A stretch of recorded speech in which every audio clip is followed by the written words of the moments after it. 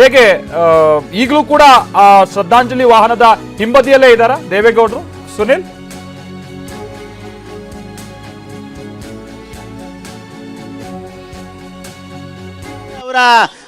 ಅವರ ಪತ್ನಿಯ ಒಂದು ಅಂತಿಮ ಯಾತ್ರೆ ಏನು ಶುರುವಾಯಿತು ಅಲ್ಲಿಂದಲೂ ಕೂಡ ಇಲ್ಲಿವರೆಗೂ ಕೂಡ ಅವರ ಒಂದು ವಾಹನದ ಮುಕ್ತಿ ವಾಹನ ಇದೆ, ಅದರ ಹಿಂಭಾಗದಲ್ಲೇ ದೇವೇಗೌಡರು ಇದ್ದಾರೆ.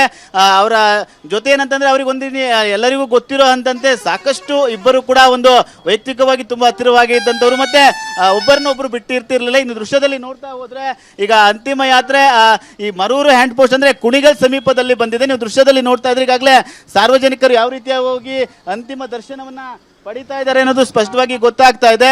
ದೇವೇಗೌಡರು ಕೂಡ ಅವರ ಅನಾರೋಗ್ಯ ಇದ್ರೂ ಕೂಡ ಪತ್ನಿಯ ಒಂದು ಅಂತಿಮ ಯಾತ್ರೆ ಏನು ನಡೀತಾ ಇದೆ ಆ ಯಾತ್ರೆಯ ಹಿಂಭಾಗದಲ್ಲಿ ಅವರು ಕೂಡ ಸಾಕ್ತಾ ಇದ್ದಾರೆ. ಯಾಕೆಂದ್ರೆ ಅವರಿಬ್ಬರು ಕೂಡ ಸಾಕಷ್ಟು ಗಂಡ ಹೆಂಡತಿಗಿಂತ ಹೆಚ್ಚಿನ ಅವರ ಮೀರಿದ ಸಂಬಂಧವಿತ್ತು, ಸ್ನೇಹಿತರಾಗಿತ್ತು, ಎಲ್ಲಾ ವಿಚಾರಗಳನ್ನು ಶೇರ್ ಮಾಡ್ಕೊಳ್ತಾ ಇದ್ರು. ಅದರಲ್ಲೂ ಪ್ರಮುಖವಾಗಿ ಒಂದು ರೀತಿಯಾಗಿ ದೇವೇಗೌಡರ ಎಲ್ಲಾ ರೀತಿಯ ರಾಜಕೀಯ ಏಳು ಬೀಳುಗಳಲ್ಲೂ ಕೂಡ ಒಂದು ರೀತಿ ಮೌನ ಶಕ್ತಿಯಾಗಿ ಚೆನ್ನಮ್ಮ ಅವರು ಕೆಲಸ ಮಾಡ್ತಾ ಇದ್ರು.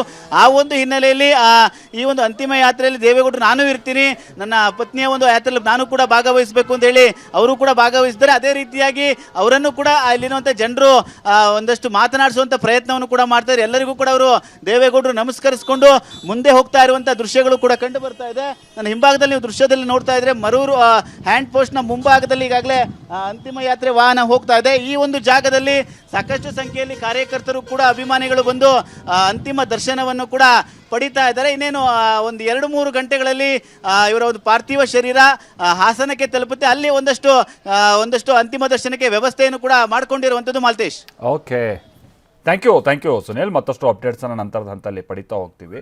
ನಾವು ಪ್ರತಿನಿಧಿ ಸುನಿಲ್ ಸದ್ಯ ಅಂತಿಮ ಯಾತ್ರೆ ಸಾಗ್ತಾ ಇರುವಂಥ ವಾಹನದ ಜೊತೆಗೆ ಹೋಗ್ತಾ ಇರೋದು, ಅಲ್ಲಿ ಹೇಗಿದೆ ಸನ್ನಿವೇಶ ಅನ್ನೋದನ್ನು ನಮಗೆ ಹೇಳ್ತಾ ಇದ್ರು.